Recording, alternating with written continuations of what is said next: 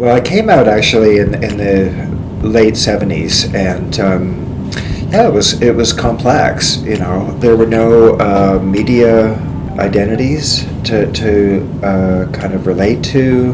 There was very little language around it, except for pejorative language.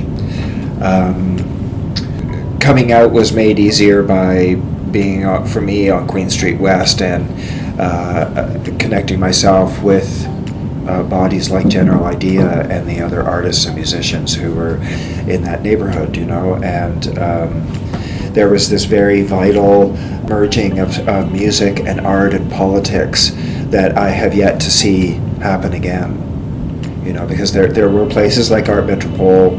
Right down the street was the Body Politic, the Ontario College of Art, and then all of these bars and clubs on Queen Street West at the time, which was still a very run-down strip. It wasn't gentrified like now. Like literally when McDonald's went in at the corner of Spadina and Queen, we were all like, oh my God. it's over. Actually, before that it was the Club Monaco. We knew it was over there. You know, I think when Club Monaco opened, they put a big ribbon on it.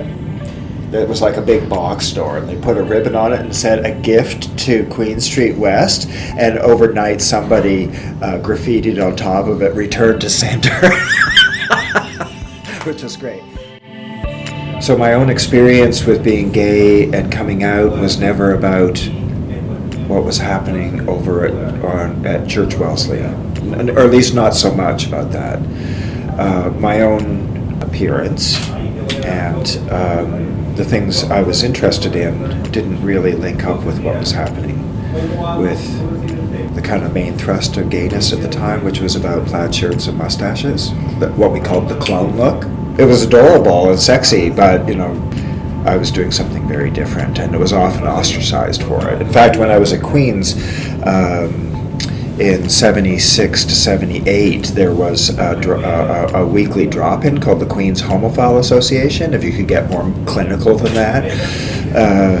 So every Friday we would meet at this old house on campus, and I was in punk rock at the time, and there were a group of myself and my two roommates. You know, we would show up in safety pins and extension cords, and there were a number of clones there that were not so pleased with our participation in the Homophile Association, so they actually started circulating a petition to have us banned, because it was ridiculous that they were trying to ostracize us. So coming out at the time was complex. It was threatening.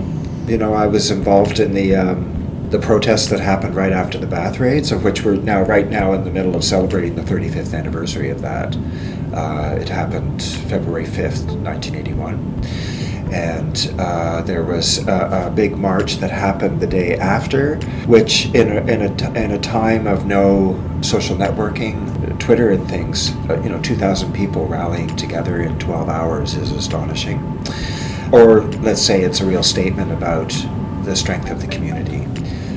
And then a month later was a really big march up Yonge Street, and I participated in that. And that was really a big coming out moment for me.